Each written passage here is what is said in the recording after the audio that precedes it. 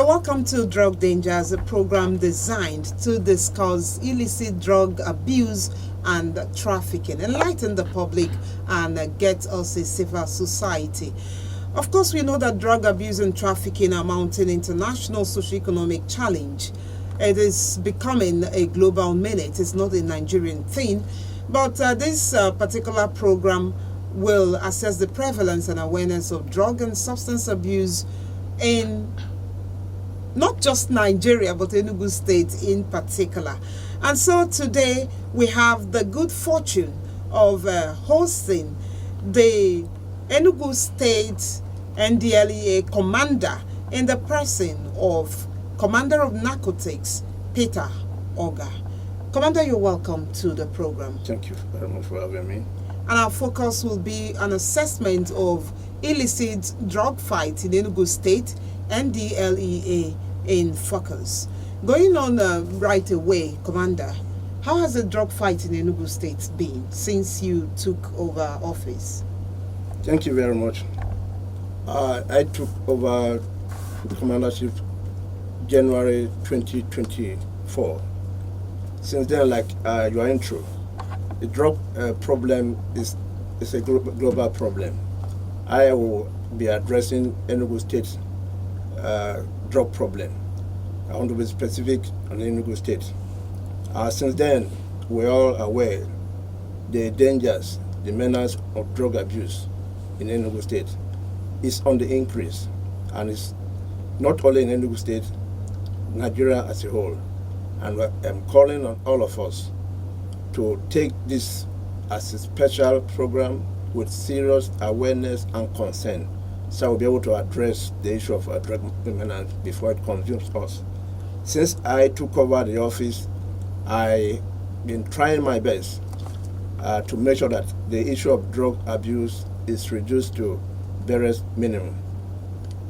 In terms of operations,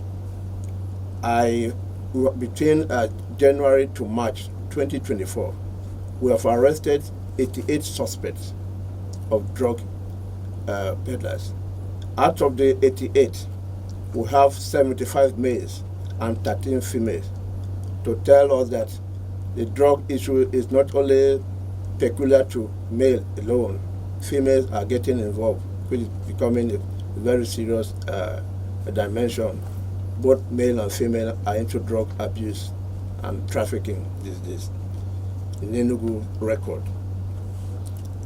Out of this suspect were the drugs seized, we have seized 641.135 kilograms of various types of drugs.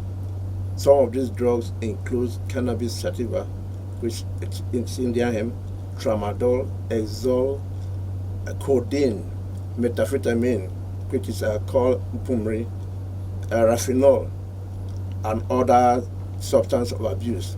There are so many, and new ones are also emerging. We have loud and other drugs that are also arrested during this period of review, that is January to March 2024 alone.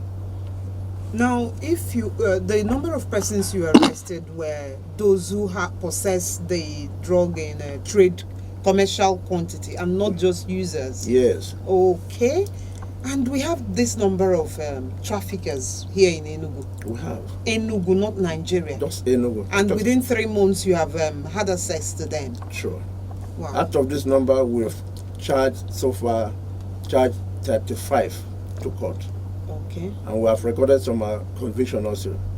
35 of them are already charged to court. Other ones are under investigation. Now, you took office in January. That's about 4 months now. Sure. What did you meet on ground? Yeah, the situation of drug is not only today. My predecessor, when she was here, she, in her own way, tried to tackle the drug problem. When I took over also, as leaders, and we have different strategies of drug control. She played her role, did well in her own. But when I took over, I have to come with other strategies to make sure at least I have a successful turnout, and also to tackle the drug menace. So I came with my own strategy, which is yielding positive results in terms of strategizing, repositioning, and also did some changes in terms of internal postings and creating new offices for the officers to make sure that they come with a positive result, which is bringing serious result in what I've read out in terms of arrest and seizure of these drugs. Okay, and your strategies have contributed to the successes you recorded. We will get to the point you tell us those successes, apart from the arrest and the prosecution. But I heard you mention cannabis sativa, the one we call marijuana. I heard you call something, and then you termed it urumiri. But my question really is the most abused drug in the state. What is it? The most abused drug in the state, aside from cannabis sativa, which we know, the second one that is very popular, not only in Enugu, but around the south east, is methamphetamine, which is known as mpumiri. That is the one that is mostly abused now, all around, in any corner of the state. Is it for a particular reason it is the most commonly abused? Well, it's just like ice, and crystallized ice, and it's very easy to conceal it, very easy to have access to it, and very easy to deceive people when they're even carrying it. You might not accept you are trained as an expert, and it's very common now because of the production. We have intelligence that some of these drugs, especially the methamphetamine, is locally produced in the southeast, so that makes it available. Okay. Now one can understand the prevalence of urumiri in not just Enugu, like you said, but the entire southeast, and that informs the name. It's apart from marijuana, it's about the name that marijuana has, which is Igbo, is not even indigenous to southeast. I think it's Nigeria over that it is called that. But for the methamphetamine, it is it has its indigenous name from the southeast, and that's why it's termed urumiri. Okay, we're moving on now to other areas, because you're here. Your office is located here in the city of Enugu, the capital city of Enugu. But we also know that people abuse drugs in the hinterland. And what are those drugs that people use in rural areas, especially rural areas of the southeast? The problem of the drugs abuse, some of these drugs mentioned also are spreading very, very wide into the rural areas, and the drugs abuse within the metropolis time is also abused in the rural areas. The Nkumberi we are talking about is easily accessible. Some of the production centers are in very hidden place. It could be even in the rural areas, because the intelligence we have is that they go to remote places where they don't notice some of these clandestine laboratories where this Nkumberi is produced. And that is why the rural areas now are not even safe in terms of this drug abuse. And because of that, the agency has even come up with the issue of posting officers as liaison officers in the local government. We have started posting officers so that they'll be able to gather intelligence from these rural areas. The drugs abuse within the town areas, it's also abused in the rural area, and it's spreading. You can see that in most of these social functions, you just go marriages, burials, ceremony, you'll see this drug being abused all over the corners in the rural areas. Okay, yes. To the point that people will notice the abuse going on. They don't even hide it again. Okay, but that will now mean that your men do not extend your tentacles to the hinterlands. If they can easily abuse, cultivate, manufacture, or package the drugs in rural areas, it means the fight has not gotten to them. No, not that the fight has not gotten into that. These are some of the challenges we've been coming. Just like we are talking on this program now, we are not spirit. Sometimes we are also begging begging people to give us information. about some of these things. Some of these even clandestine laboratories we are talking about. If they are in the rural areas, if you see something, say something. If you see some of these labs, we go after those who are really dealing on these drugs. Not necessarily those who are using it. So you have to uproot this because if there is no supply, demand. If there is no demand, there will not be supply. So we go after those who are really dealing with these drugs. How many users are you going to arrest? So when we go after those who are really dealing with these drugs, it makes it easier because if you get it out of circulation, if there is no supply, there will be no demand. So we also call on people to give us information. We cannot be everywhere, and that is why to make it easy now, we are also trying to just extend this fight, post our men to rural areas, post our men to local government, so that they can be getting information and feeding us back. So I will be able to just do an intelligence-led operation so that we will not be failing the operational strategy. Now you're talking about information. I'm going to ask you a double faced question, though looks similar, and that is the fact that one will have to have an understanding of what a laboratory looks like, or the operation of a laboratory where these drugs are packaged or manufactured or coupled or whatever it is they do. How can one detect such a place, and how can one detect someone who is dealing on drugs so as to be able to bring this information to you? One, the issue is that when there are so many people that don't even they see these drugs, they cannot even identify them. Mm-hmm. And also, I want to just pass this information today. If you are staying in an area where you suspect that certain production of this clandestine lab, because normally it takes place in a very secret area. If you see a place when you don't know, maybe they open in the night, do the operations in the night only, and closes in the daytime. You don't know what they produce there, but the door will be open only in the night. In the daytime, nothing happens there, and you feel there are certain odors coming from a particular place, and unexplainable, and the odor you don't know what is happening in that place. I advise contact the office, report these places, because these are the things, because some of this production takes place late in the night. Nobody knows what happens. You see people entering the place, you don't know what happened, closes in the daytime, operate only in the night. These places should be reported to NDLEA, so we'll be able to find out what is really taking place. Because at the end of the day, when this production is taking place, all the people living within that environment are also in danger.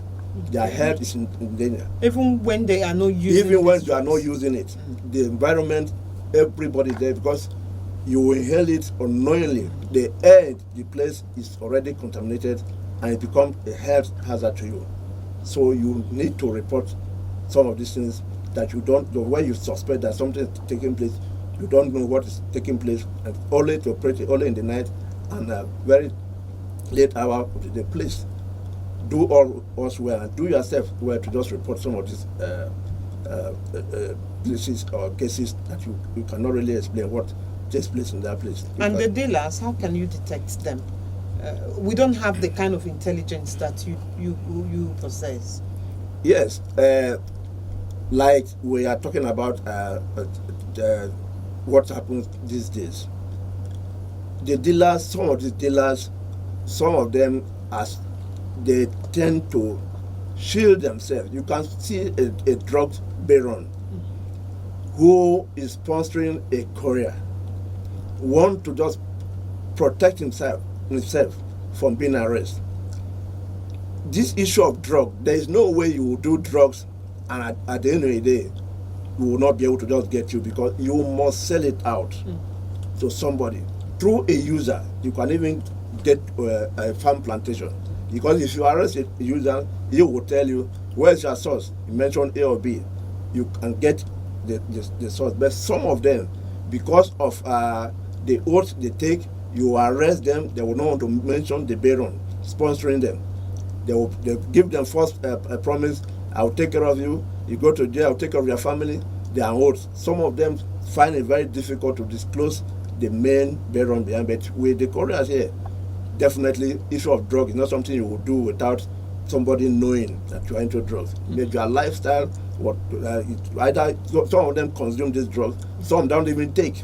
So I tell them, you take something or you are selling something that you don't consume. You prepare a food and give to somebody and say, my children, nobody should taste this food.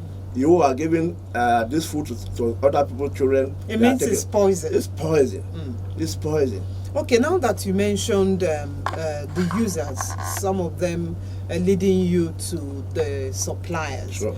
How often does that happen? Apart from that, the real question that anyone should be asking now is how to even determine a user. What are the symptoms? What are the signs that someone is abusing illicit drug? Yeah. Well, that's why it comes to issue of when we are talking about issue of drug abuse, right from the family. We are very, very, most of the families, when they start this issue of drugs, some of these drugs abuse.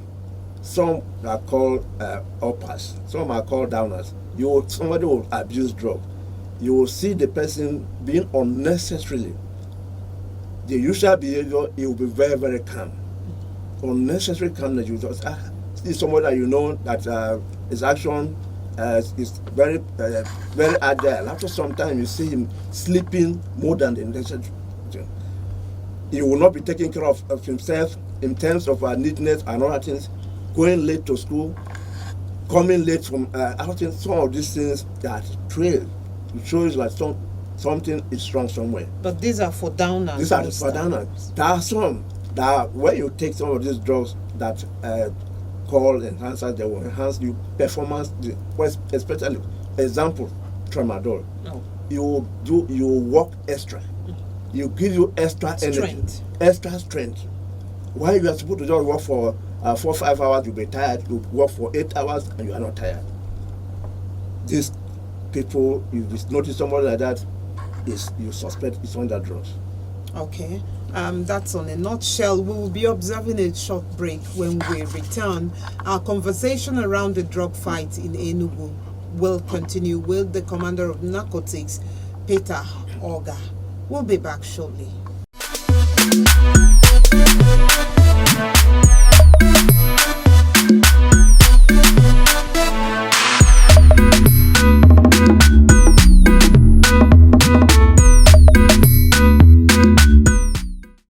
Listening to Drug Dangers on ESBS Sunrise FM 96.1, where our focus for the day is an assessment of illicit drug fight in Enugu State, NDLEA in focus. And we are still hosting Enugu State Commander of the NDLEA Command, Commander of Narcotics, Peter Ogar.